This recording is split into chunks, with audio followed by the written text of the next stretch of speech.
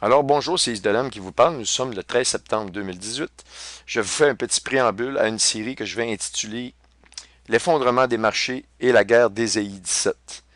Eh bien, effectivement, c'est probablement, en fait, ce n'est pas probablement, c'est l'annonce, la vidéo que je vais produire qui sera la plus importante de tout mon ministère. Elle est l'espérance de tous, de nous les chrétiens, de tout ce que nous avons entendu pendant les dernières années, à voir ce monde se transformer de plus en plus à une vitesse grand V et pas de la bonne façon. Par contre, nous avons l'espérance, l'heureuse espérance du retour de notre Sauveur. Et ici, je fais appel à ceux qui écoutent ces vidéos-là, mes vidéos, qui n'ont pas actuellement la foi, qui trouvent mes vidéos intéressantes. Je vous exhorte à considérer les faits qui vont vous être présentés à la lumière des prophéties bibliques dans cette présentation. Euh, Là, je vais vous dire quelque chose, encore je vais le répéter, c'est la chose la plus importante à mon avis que j'aurai jamais produite. Il se peut que je fasse des vidéos encore pour les prochaines semaines, effectivement, mais tout va se centrer sur ce que je vais vous démontrer, vous montrer à travers cette présentation. Maintenant, je lance un message général à tous ceux qui ont la cœur de faire la promotion de cette présentation. N'hésitez pas, vous n'avez pas besoin de m'écrire. La seule chose que je vous demande, c'est garder l'intégralité de cette présentation-là. Vous pouvez la commenter avant, faire des commentaires après, général, aucun problème, sauf que l'intégralité de cette présentation-là, j'aimerais qu'elle demeure intacte autant que faire se peut. Et il va y avoir probablement trois parties d'environ une vingtaine de minutes pour vous faciliter de pouvoir la regarder. À la limite, vous pouvez les copier, les trois, les coller ensemble et la présenter avec une présentation d'une heure et demie si vous le souhaitez, mais je veux que l'intégralité soit respectée. Vous pouvez la commenter, comme je vous dis, de la manière que vous le souhaitez. Alors, n'hésitez pas, si vous avez à cœur de la mettre sur des serveurs, si vous avez à cœur de la mettre sur vos chaînes YouTube, ceux qui en ont, ou peu importe les moyens que vous avez de pouvoir la faire circuler, n'hésitez pas. Vous n'avez aucune demande à me faire à ce niveau-là. Je pense que c'est un message extrêmement urgent qui concerne, oui, les croyants, évidemment, parce que nous attendons l'enlèvement, et il y a des signes irréfutables, des signes absolument nécessaires, mais qui sont des signes comme... Vous avez l'image, par exemple, de quelqu'un qui fait un marathon, et il arrive au fil d'arrivée, eh bien, ces prophéties-là, lorsqu'elles vont se dérouler, nous sommes au fil d'arrivée. C'est-à-dire qu'après que ces choses-là se produisent, on est enlevé dans les minutes qui suivent, dans les secondes qui suivent, les jours, peut-être les semaines. Mais le Seigneur nous dit, nul ne connaît l'heure puis le jour. Et effectivement, c'est très difficile de mettre une date, sauf que nous sommes effectivement euh, sans l'ombre d'un doute dans la saison. Alors, je vais terminer ici en vous donnant, évidemment, qu'on va parler d'Ésaïe 17, qui est une guerre majeure, dont la pierre angulaire est la prophétie de Daniel 8, que je vais vous présenter. Je vais faire une vidéo spéciale juste sur Daniel 8, qui nous parle de l'arrivée en scène de l'Antéchrist, de la destruction des États-Unis et du dernier geste que les États-Unis d'Amérique vont poser avant d'être détruites. Alors, c'est incroyable. Cette prophétie-là, c'est une prophétie clé et elle va englober la guerre d'Isaïe 17. Comme je vous dis, la pierre angulaire, c'est Daniel 8 pour Isaïe 17. Et tout s'explique. Et en fait, nous voyons toutes les armées du monde sont mobilisées pour accomplir cette prophétie-là d'Isaïe 17. Et évidemment, je fais référence aux chrétiens pour l'espérance, et ceux qui n'avaient pas encore choisi le Seigneur dans votre vie, accepter Christ dans votre vie, vous allez avoir la chance de voir ces guerres-là et les événements que je vais vous expliquer. Vous allez avoir la chance de les voir de vos propres yeux. Alors, vous n'aurez pas beaucoup de temps. Il faut vous repentir. Il faut vraiment accepter que vous avez besoin de Christ dans votre vie. Et lui, il ne le fera pas par la force. Il vous le demande avec énormément de gentillesse. Il fait appel à votre cœur. Il frappe à votre porte avec douceur. mais vous avez sa parole et les prophéties qui se réalisent, qui viennent en témoignage de qu'il soit vraiment le Fils de Dieu, tel qu'il nous est écrit dans la Bible, qu'il est venu sur terre en chair, que la parole de Dieu, était avec Dieu. On le voit dans Jean chapitre 1, et que la parole s'est faite chair en la personne de Jésus-Christ. Il est venu parmi nous, il a été crucifié, il est revenu des morts, du monde des morts, puis il a vaincu la mort, et par son sacrifice, nous sommes justifiés devant Dieu. Il n'y a pas aucun autre médiateur que Christ pour, pour avoir une relation avec Dieu. Je vais vous juste faire une petite parenthèse pour terminer ce préambule-là ici, d'Ésaïe 17, ce qui est assez incroyable. Ceux qui ont vu ma conférence du 16 juin, j'explique vers la fin la raison pour laquelle je crois que la planète X ou Nibiru ou le grand dragon rouge va...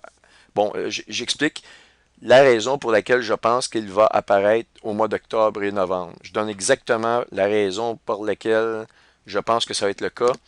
Et je donne que la clé, il y a une clé dans le chapitre 12 de l'Apocalypse et il y en a une autre dans le chapitre 4 de l'Apocalypse. Lorsqu'on les additionne, ces deux clés-là, on trouve la période de l'année qui est octobre et novembre. Alors ici, pour ceux qui ont déjà lu Ésaïe 17, avez-vous remarqué qu'on nous parle évidemment que, bon, oracle sur Damas, Damas ne sera plus une ville, elle ne sera qu'un monceau de ruines. Et ça nous dit que en ce jour, la gloire de Jacob sera affaiblie. Pourquoi la gloire de Jacob va être affaiblie?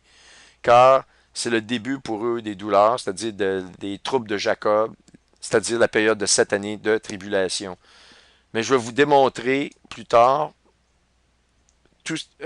à la lumière de la parole de Dieu, parce que depuis longtemps, je vous dis qu'Ésaïe 17, je ne suis pas sûr qu'on va la voir, mais je croyais qu'on la verrait et que ça serait la précurseur pour un accord de paix.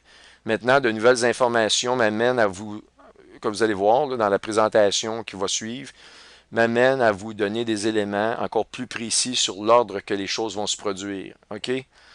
Alors, ça, c'est des éléments qu'on n'avait pas. Et c'est des éléments incroyables qui nous sont parvenus et qu'on vous fait part. Et ce sont des choses, assurez-vous de la véracité de ces éléments-là qu'on va vous apporter. Maintenant, Ésaïe 17 ici, est-ce qu'on va la voir? Est-ce qu'on va pas la voir? Je peux vous répondre tout de suite. Je vais vous expliquer pourquoi à la fin de toute la présentation en commentant la prophétie de Daniel 8. OK? La réponse est oui, nous allons la voir. Mais lorsque vous allez voir cette guerre-là, je peux vous dire une chose, on peut partir dans les minutes qui suivent, les jours qui suivent, les semaines, mais nous sommes dans la saison. Il n'y a plus rien qui va nous retenir parce que l'Antéchrist va se manifester dans les jours qui vont suivre, les semaines, pour confirmer un accord de paix. Je parle bien dans les prochaines semaines, prochains mois. Là. Et lorsque l'Antéchrist confirme l'accord de paix, nous ne pouvons plus être là. Parce que c'est vraiment sa lancée si vous voulez, sur la scène politique. Il prend sa force sur la scène politique à partir de ce moment-là, lorsqu'il va faire cette annonce-là. Et donc, nous ne sommes plus là parce qu'il est écrit dans le livre de Thessaloniciens, il faut encore que celui qui le retient ait disparu avant sa manifestation. Et celui qui doit disparaître, c'est le ministère de la retenue du mal, donc le ministère de l'Esprit Saint de la retenue du mal. Et nous sommes le corps ou le temple de l'Esprit Saint. Donc, il faut que nous soyons enlevés au préalable. OK? Mais quelque chose que je vais vous montrer dans Ésaïe 17 qui est incroyable, eh bien, ça nous donne que ces événements-là, vous pourrez le lire, Ésaïe 17, je veux quand même abréger, mais ça nous parle que ça va se faire ça nous donne des indices sur le moment de l'année que ça va se produire. On le voit ici. OK. Il en restera un grappillage, comme quand on secoue l'olivier, 2, 3 olives, au haut de la cime, 4, 5, dans ses branches à fruits, dit l'Éternel, le Dieu d'Israël. Alors, la récolte de l'olivier, eh bien, se fait, l'idéal, normalement en Israël, dans les mois d'octobre et novembre. Alors, vous allez voir que la série d'événements, on attend un événement majeur le 25 septembre, et c'est après qu'on s'attend à voir dans les jours qui suivent, une guerre majeure au Moyen-Orient. Et avec les événements qui vont s'en suivre, dans cette guerre majeure-là, ça va inclure la guerre d'Isaïe 17, Israël va être impliqué de façon majeure. Et on voit ici qu'on nous pointe sur l'année ou le mois de la saison qui serait lors de la récolte de l'olivier, qui nous porte à croire, c'est le mois d'octobre à novembre. Alors voici, c'était ce que je voulais vous dire dans ce préambule-là, vraiment le mot d'ordre, faites circuler, faites circuler, faites circuler cette information-là au plus de gens que vous voyez, et particulièrement les gens qui ne croient pas, vraiment de leur demander un effort d'écouter pendant 20 minutes, parce que même s'ils ne croient pas, lorsqu'ils vont voir ces événements-là, ça va faire tout un changement. OK? Ça va faire un changement parce que là, ils vont venir vous voir et ils vont vous dire, écoute, tu peux-tu m'en parler plus? Qu'est-ce qui va se passer? On risque d'avoir et prier pour qu'on ait un certain délai après la guerre d'Ésaïe 17.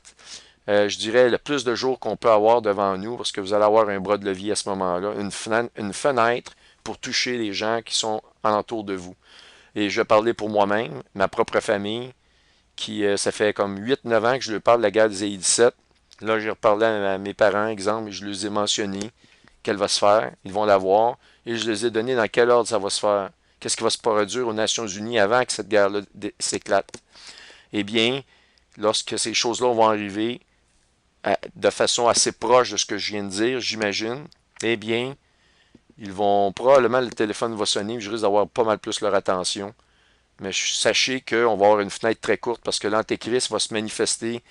Cette guerre-là va faire tomber les marchés internationaux de façon subite. Ils ne pourront pas prendre 1 an, 2 ans, 3 ans à régler le problème. Donc, l'Antéchrist, c'est lui qui va venir trouver des solutions économiques. Et le nouveau système, sachez, il est en place. C'est ce que vous allez voir dans cette présentation. Alors, je remercie encore la collaboration de mes frères et sœurs ministère de Plein Feu et aussi de Joël Nadon dans cette production.